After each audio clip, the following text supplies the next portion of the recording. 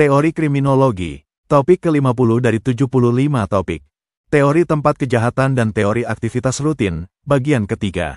Kejahatan kekerasan. Beberapa kriminolog mempertanyakan kehandalan dari teori aktivitas rutin. Miete, Stafford dan Long, 1987, mengatakan bahwa jika kita mempertahankan teori aktivitas rutin, maka kita tidak dapat menjelaskan viktimisasi dari kejahatan kekerasan. Kejahatan kekerasan seringkali bersifat ekspresif, irasional dan menuntut pertengkaran antara pelaku dan korbannya. Para peneliti menemukan data bahwa, bagaimanapun juga, variabel-variabel yang mengukur dampak dari aktivitas rutin tidak menjelaskan risiko viktimisasi kejahatan kekerasan bagi kelompok-kelompok berisiko tinggi, seperti laki-laki, orang miskin, bujangan, dan para usia muda. Padahal kelompok-kelompok yang berkarakteristik seperti itu adalah kelompok yang seringkali menghabiskan waktunya di luar rumah. Menggunakan data tentang pembunuhan yang terjadi di Manhattan tahun 1981, Messner dan Tardif, 1985, melaporkan bahwa lokasi terjadinya pembunuhan sangat berhubungan secara signifikan dengan jenis kelamin, usia, dan status pekerjaan korban. Sementara itu beberapa temuan penelitian lainnya, secara tidak langsung, membuyarkan peran variabel keberadaan di luar rumah sebagai penyebab terjadinya pembunuhan atau kejahatan kekerasan lainnya. Banyak peristiwa pembunuhan dan kejahatan kekerasan lainnya menimpa korban saat ia berada di rumah mereka. Kejahatan yang sering terjadi di rumah, diantaranya adalah seperti domestic violence atau di Indonesia dikenal dengan kekerasan dalam rumah tangga, KDRT, yang mayoritas korbannya adalah perempuan. Selain itu, saat ini baik di negara maju maupun negara berkembang, juga marak kasus-kasus pelecehan seksual yang memakan korban anak-anak dan remaja. Kasus-kasus pelecehan seksual di negara kita, tidak sedikit yang pelakunya adalah orang-orang terdekat korban, termasuk yang memiliki ikatan darah, seperti saudara kandung atau saudara tiri, orang tua, kakek, kerabat, hingga guru dan tetangga yang memiliki hubungan dekat, atau tinggal tidak jauh dari tempat tinggal si korban. Melihat realitas data, tentunya menjadi kritik bagi para pemerhati dunia kriminologi sekaligus para pengampu kepentingan, bahwa pelaku kejahatan bukan selamanya adalah orang asing, atau orang yang tidak mengenal korban dengan baik, serta identik dengan seseorang yang mayoritas menghabiskan aktivitasnya di luar rumah. Kejahatan yang mengintai kita melalui orang-orang yang kita kenal baik pun, tidak bisa dibilang sedikit. Teori aktivitas rutin juga menjelaskan kemungkinan pembunuhan bagi korban dengan kategori tertentu. Misalnya, pada waktu para manula, atau manusia usia lanjut, semakin lebih terisolasi dan menghabiskan waktunya di dalam rumah mereka akan lebih aman dari ancaman kejahatan seperti pencurian dan tindak kekerasan. Namun dalam kenyataannya, walaupun mereka mengurangi aktivitas di luar rumah atau menghindari kejahatan yang terjadi di jalanan, street crime, mereka justru rentan terhadap kejahatan yang menjara rumah mereka. Para pelaku kejahatan justru melihat peluang melakukan kejahatan terhadap para manula di rumah mereka setelah mengetahui bahwa mereka dengan kondisi kerentanannya tinggal sendiri di rumah mereka. Dengan demikian, rumah bagi para manula yang tinggal sendiri adalah tempat yang sama bahayanya dengan tempat umum atau public place. Kejahatan terhadap harta benda. Merujuk pada kejahatan terhadap harta benda, Stafford dan Long, 1987, menemukan data dari berbagai penelitian yang dilakukannya, bahwa risiko viktimisasi akan meningkat bagi mereka yang mempunyai derajat yang tinggi untuk melakukan aktivitas di luar rumah pada malam hari. Dampak lokasi dilakukannya aktivitas tersebut akan semakin terasa di antara orang-orang yang telah berkeluarga dan orang-orang tua dibandingkan dengan mereka yang belum berkeluarga serta orang-orang muda usia. Para kriminolog lainnya mempertanyakan kehandalan teori aktivitas rutin untuk menjelaskan tingkat kejahatan terhadap harta benda. Misalnya, Crowan dan Bonatti, 1989, menganalisis data survei rumah tangga di Atlanta, Georgia. Mereka menemukan data bahwa tingkat kejahatan di lingkungan ketetanggaan dan jenis rumah adalah variabel-variabel yang paling berkaitan secara konsisten dengan risiko viktimisasi. Perkosaan. Salah satu bentuk kejahatan kekerasan, yakni perkosaan, dapat dipelajari melalui perspektif aktivitas rutin. Belknap, 1987, selama 10 tahun menganalisis data tentang korban perkosaan dari National Crime Survey.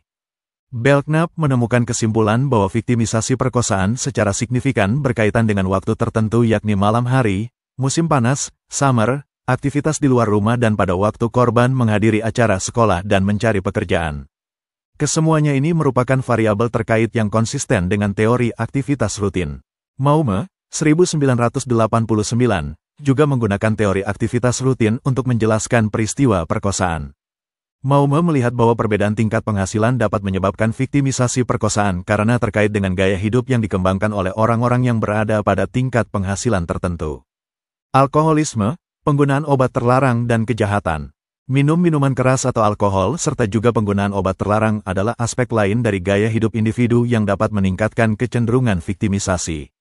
Leslie, 1989, berpendapat bahwa rutinitas minum minuman keras dapat meningkatkan risiko viktimisasi jika para peminum tersebut melakukannya pada tempat tertentu yang dianggap potensial berbahaya, seperti bar, klub-klub malam, di mana pada tempat tersebut seringkali dianggap sebagai tempat berkumpulnya pelaku kejahatan atau yang potensial kerusuhan. Walaupun dorongan-dorongan pribadi yang mendasar adalah syarat yang esensial, namun hal tersebut tidak dapat secara tunggal membangun faktor pendukung yang memadai bagi tingkah laku kecanduan obat terlarang.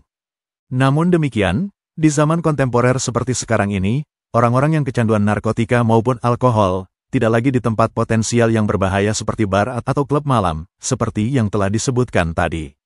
Mereka semakin berani menggunakan nafsa di rumah pribadi mereka, di apartemen, di tempat kerja secara sembunyi-sembunyi, bahkan di institusi pendidikan seperti kampus dan sekolah. Sehingga saat ini kita tidak heran ketika ada penggerebekan atau razia narkoba di lingkungan kampus, tempat kerja, ataupun lingkungan perumahan dan apartemen, mengingat modus si pengguna narkoba saat ini semakin sulit dilacak. Faktor sosial budaya haruslah dianggap sebagai unsur yang sama relevannya dengan faktor pribadi.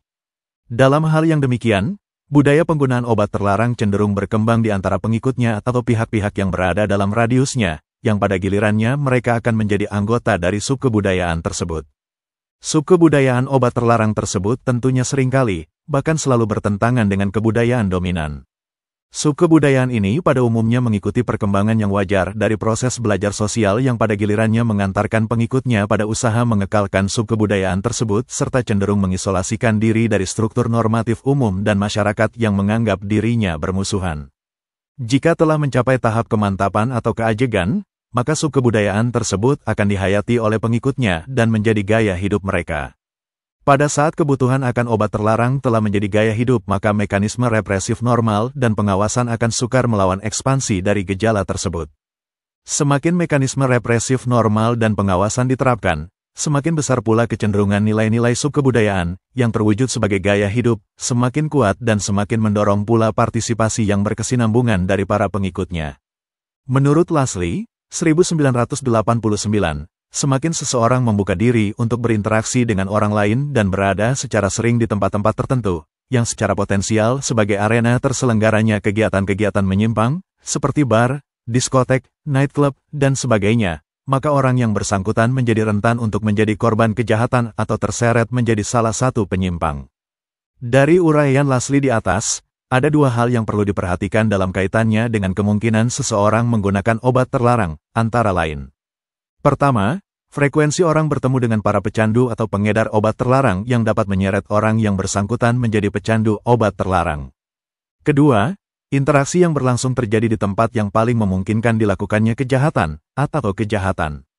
Hal ini akan lebih menarik lagi apabila kita hubungkan dengan beberapa berita di surat kabar bahwa akhir-akhir ini di berbagai diskotik sering ditemui aktivitas transaksi dan penggunaan obat terlarang.